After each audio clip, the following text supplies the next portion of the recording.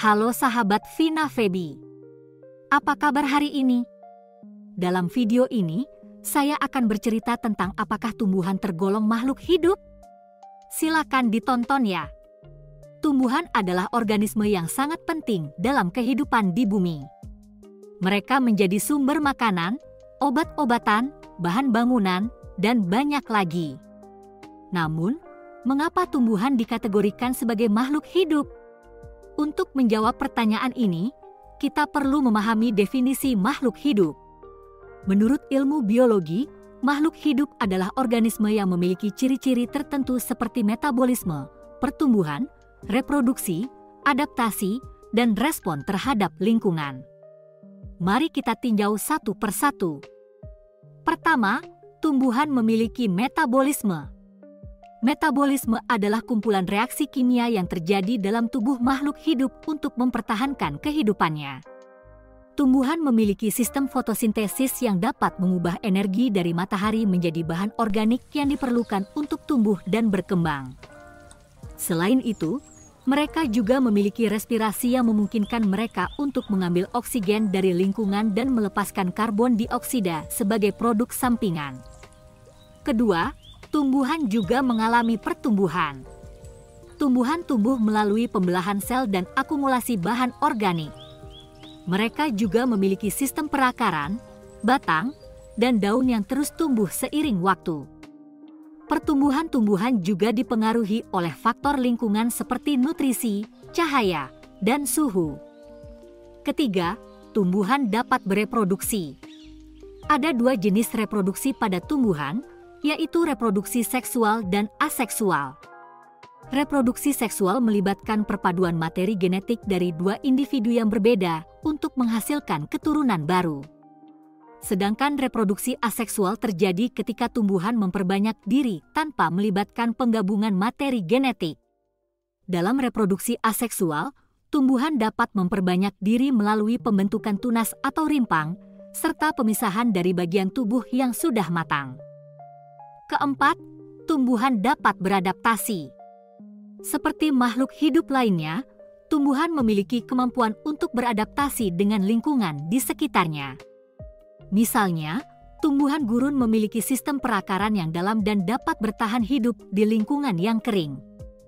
Sementara itu, tumbuhan yang hidup di daerah tropis memiliki daun yang lebih besar untuk menangkap lebih banyak sinar matahari. Kemampuan adaptasi tumbuhan juga dipengaruhi oleh faktor genetik dan lingkungan. Terakhir, tumbuhan merespon lingkungan sekitar.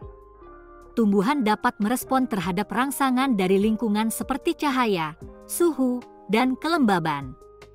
Misalnya, jika tumbuhan kekurangan air, mereka akan mengeluarkan hormon yang memicu penutupan stomata untuk mengurangi penguapan. Selain itu, tumbuhan juga dapat merespon terhadap rangsangan dari organisme lain seperti serangga yang memakan daun mereka. Dari penjelasan di atas, dapat disimpulkan bahwa tumbuhan memiliki ciri-ciri yang sama dengan makhluk hidup lainnya, yaitu metabolisme, pertumbuhan, reproduksi, adaptasi, dan respon terhadap lingkungan. Oleh karena itu, tumbuhan dikategorikan sebagai makhluk hidup. Namun, ada beberapa perdebatan mengenai kategori makhluk hidup tumbuhan. Beberapa ilmuwan berpendapat bahwa tumbuhan tidak sepenuhnya memenuhi semua kriteria makhluk hidup karena tidak memiliki kemampuan untuk bergerak atau tidak memiliki sistem saraf. Namun, pandangan ini tidak sepenuhnya benar. Tumbuhan memang tidak memiliki kemampuan untuk bergerak seperti hewan, namun mereka memiliki kemampuan untuk mengarahkan pertumbuhan mereka. Misalnya, tumbuhan dapat mengarahkan pertumbuhan akar mereka menuju sumber air atau mengarahkan pertumbuhan batang mereka menuju sinar matahari. Hal ini menunjukkan bahwa tumbuhan memiliki kemampuan untuk merespons rangsangan dari lingkungan sekitarnya.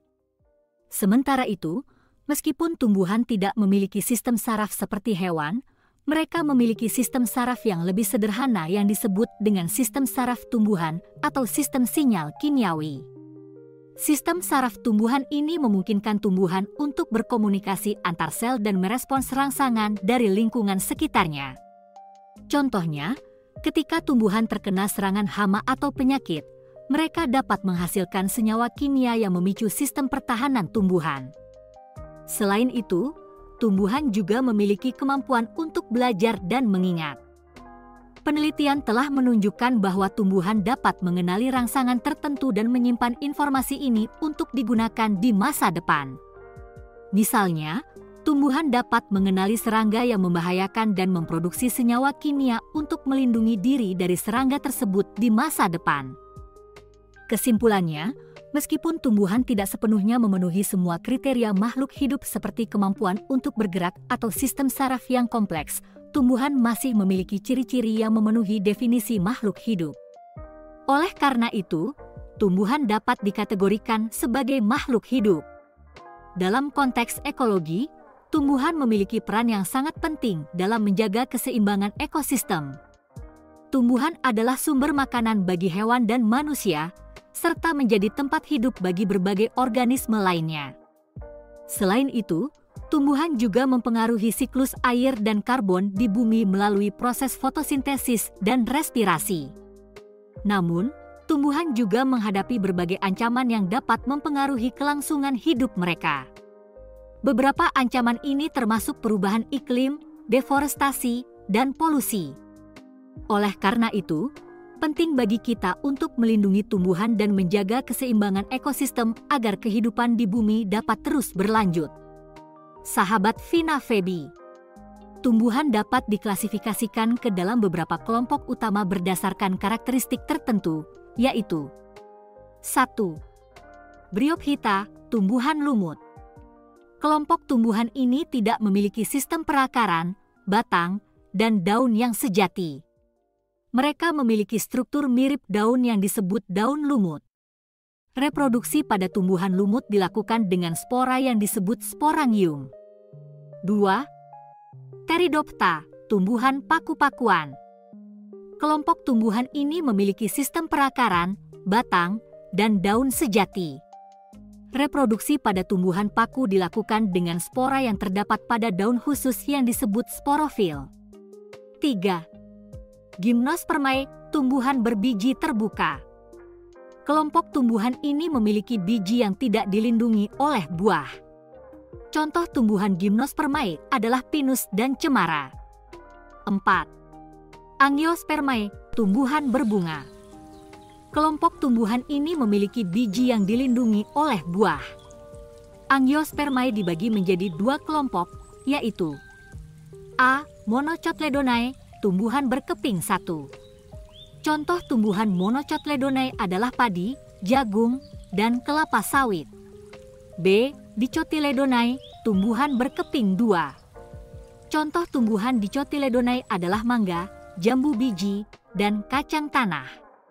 Sistem klasifikasi tumbuhan yang digunakan saat ini didasarkan pada filogeni atau hubungan evolusi antara tumbuhan.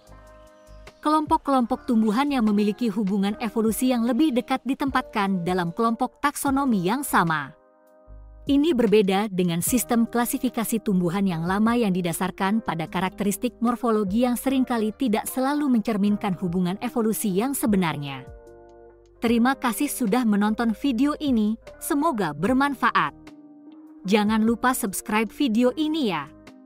Share ke teman kalian dan pastinya jangan lupa klik like.